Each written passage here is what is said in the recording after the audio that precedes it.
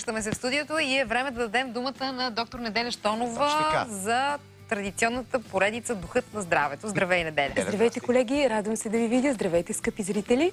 Ако ми позволиш, Неделя, преди да продължиш, те ме спряха. Върнете ме.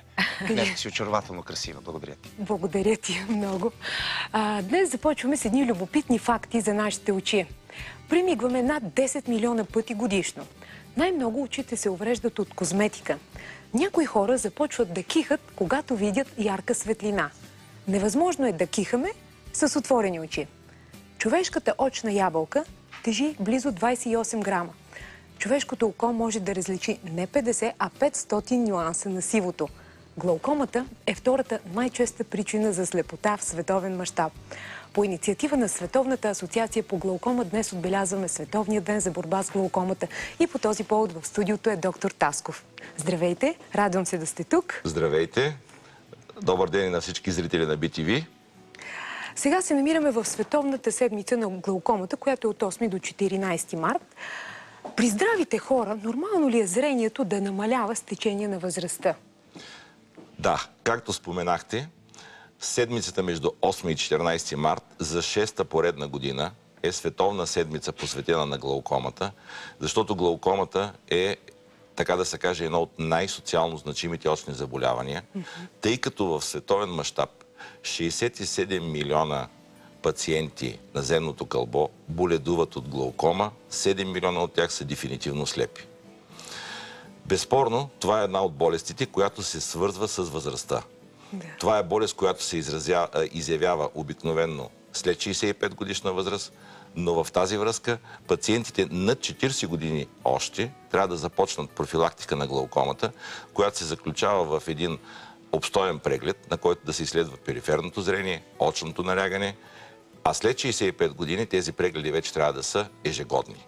Всъщност, какво представлява глаукомата? Глаукомата всъщност е невродегенеративно заболяване.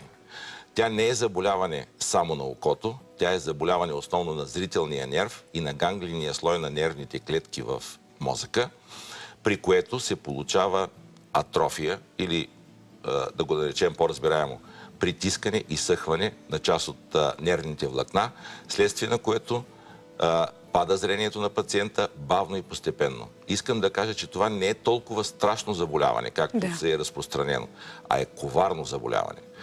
Защо е коварно? Не е страшно, защото ако се хване на време е лечимо, а е много коварно, защото започва и протича абсолютно безсимптомно.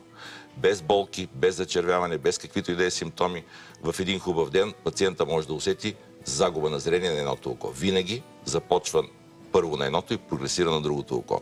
Заради това моята първа препоръка към пациентите: периодично затваряйте едното и другото си око, като наблюдавате един обект в стаята, примерно един календар, за да видите дали с двете очи гледате еднакво. Тоест глаукомата не засяга еднакво и двете очи? Глаукомата засяга обикновено и двете очи, но винаги първо едното.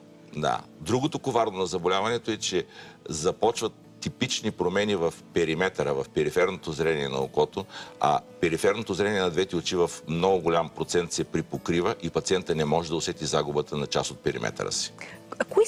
Ако трябва да разкажем, кои са най-специфичните признаци, с които започва глаукомата?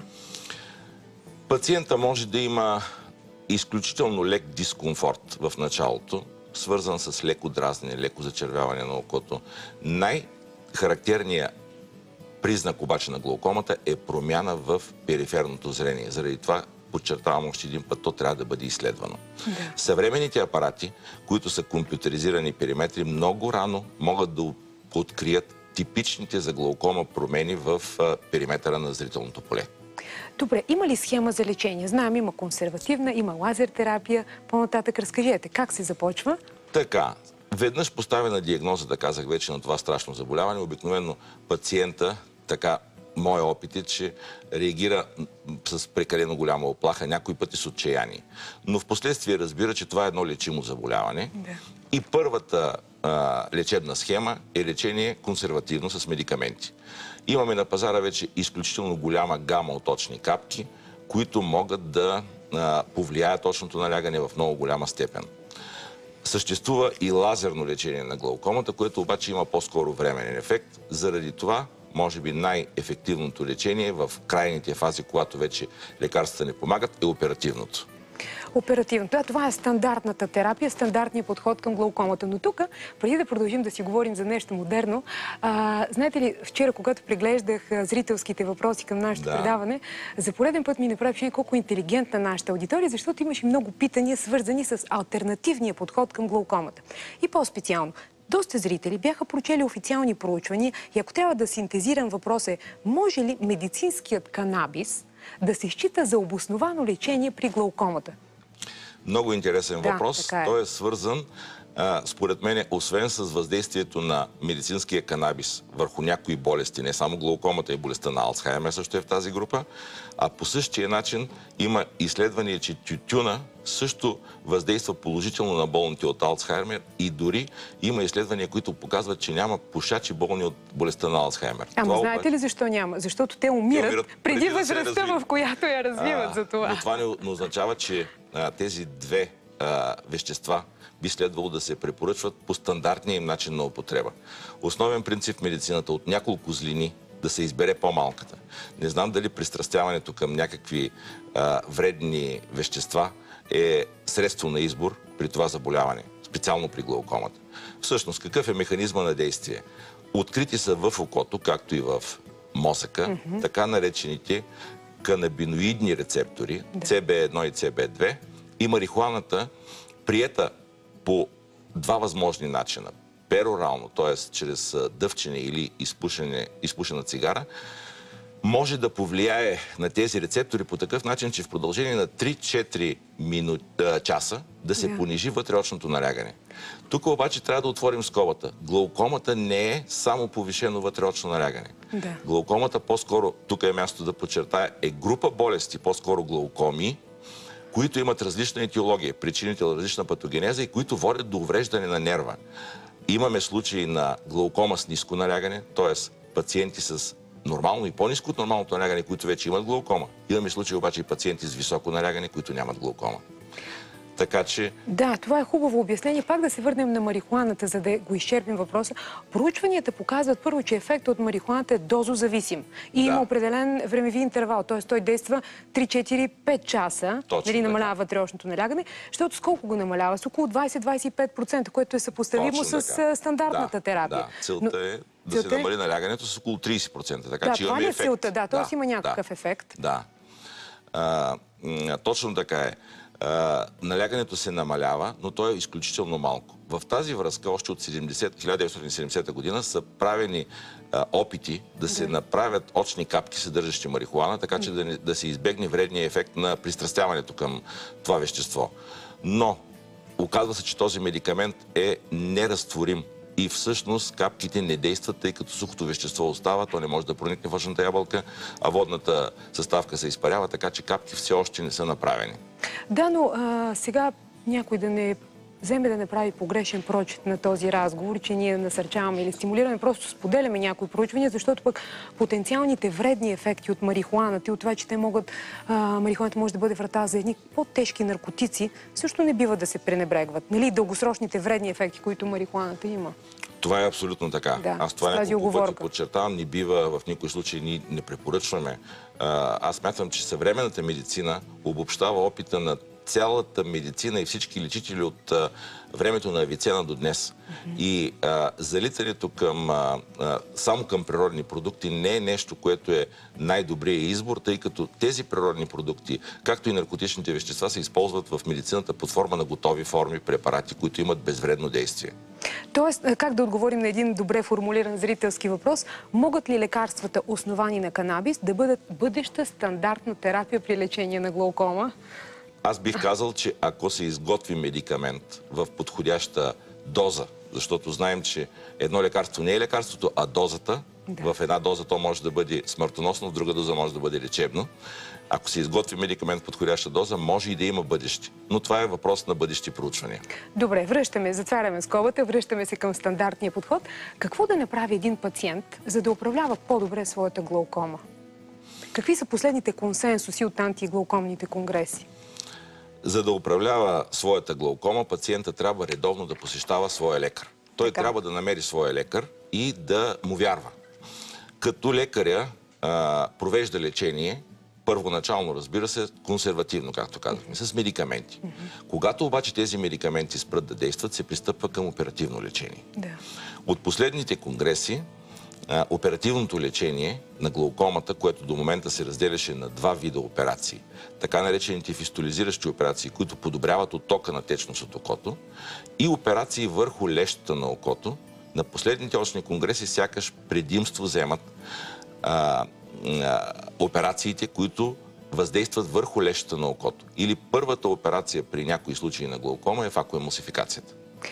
Добре, след факоемулсификацията обаче сега да поговорим за нещо, което не е съвсем революция, но е интересно и авангардно за България, за фемтосекундния лазер. И по какъв начин фемтосекундния лазер промени катарактната хирургия? Ето ние бяхме при вас, заснехме една операция, зрителите я виждат сега. Нека да коментираме това, което мен много ме изненада, че опериращите ръце на хирурга, т.е. вашите ръце, не докоснаха окото на този пациент. Всичкото това го извърши компютъра. Да. Това е наистина един много интересен въпрос. Аз ще направя един плавен преход към това, защо катарактната хирургия е хирургия и за глаукомата. Да. Човешката леща с възрастта, към първия въпрос се връщаме, как възрастта влияе на глаукомата и на другите болести в човешкото тяло. Човешката леща с възрастта променя своят обем, тя се става по-голяма, втвърдява се и помътнява. Като стане по-голяма, като се увеличи обема, тя увеличава налягането и в самото око. Замяната на тази леща с нова изкуствена, която е значително по-малка, променя възможностите за отток на вътреочната течност. В тази връзка, използването на този фемтосекунден лазер е наистина много интересно, защото хирургията на лещата на окото в момента е най-честата не само очна, най-честата общо операция, извършвана в медицината. 19 милиона пациенти годишно се оперират от катаракта. Това ли е най-често правената операция? Това е най-често правената операция в света. Добре, да се видим там, да се върнем на кадъра, който видяхме. Видяхме на окото, което прилича на една торта, разделена на 6 парченца, симетрични. Точно така. Фемтосекундния лазер означава лазерен лъч с скорост 10 на минус 15 секунди. Това е фемтосекундата. Изключително бърз лазерен лъч, който действа на едно петно от 3 микрометра и променя тъканите в човешкото око, като създава едни микрокавитации. Ионизирани молекули и свободни електрони. Моля ви, по-сложно го кажете. Да бъде по-простичко, така че да се извършват разрези. Благодарение на тези неща. И кои са предимствата сега? Значи по-високата скорост. Предимствата наистина, основното нещо, което смятам, че трябва да направи един лекар-хирург, е да се намесва минимално в съвършено сътвореното от природата орган, в случая око. В случая окото. И заради това, с този метод, ние се намесваме изключително минимално и изключително точно. Извършваме точно разрезите на окото и този разрез има специфична архитектоника. Той е 300 парен, така че зараства много бързо. Това има отношение не само към следоперативния период, а към намаляване на възпаленията. Извършваме капсулорексиса и разцепването на лещата на тези парченца. Ако трябва да обобщим, защото времето напредва, т.е. не уврежда страничните тъкани, е много щадящ по отношение на околните тъкани. Да завършим с един по-обобщаващ въпрос. Според вас, физическото ослепяване ли е най-големия шок или човек може да страда и от друг вид заслепение?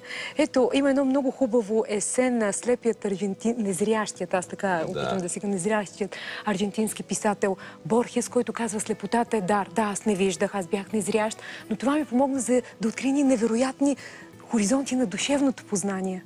Да. Изключително интересна и дълга тема. Първо, физическата слепота е нещо изключително страшно. Аз се сблъсквам ежедневно с тази слепота и трябва да ви кажа, че едно американско проучване говори, че най-големият страх на хората не е страха от смъртта, а страха от слепота. Така че е нещо много страшно. Но наистина хората с ниско зрение са невероятно развиват своите други сетива. И това са наистина много душевно богати хора. Завършвам с думите, че наистина душевната слепота, душевната нищета е нещо много по-страшно, отколкото физическата. Много хубаво го казахте и аз да обобщя. Очите са един прозорец към душата. Всички знаем това и в подкрепа на народната мъдрост вече идва и науката. Според изследване на психолози от Йейлския университет, повечето хора интуитивно чувстват, че тяхното аз Или с други думи, тяхната душа съществува в или някъде около очите. Ето имаме, например, любов от пръв поглед. Имаме обаче и непоносимост от пръв поглед. Защото част от мозъка, където се ражда нашето самосъзнание, наречена вентромедиален префронтален кортекс, се намира точно тук зад очите. Т.е. нашата идентичност живее тук, в тези неврони. Погледът на човека е единственото място, в което ние можем да имаме пряк, макар и специфичен контакт с неговата душа, така че нека да ги пазим и двете, и очите, и душата. Деси, Сашо, това бе от нас за днес. Благодарим ти, Неделя. Значи ние вече трябва да се общуваме с очи, да се целуваме с очи. Да слепо очи. Можете да целуваме с слепо очи. Така приключва днешния предиобед. Оставяме ви с обедните новини на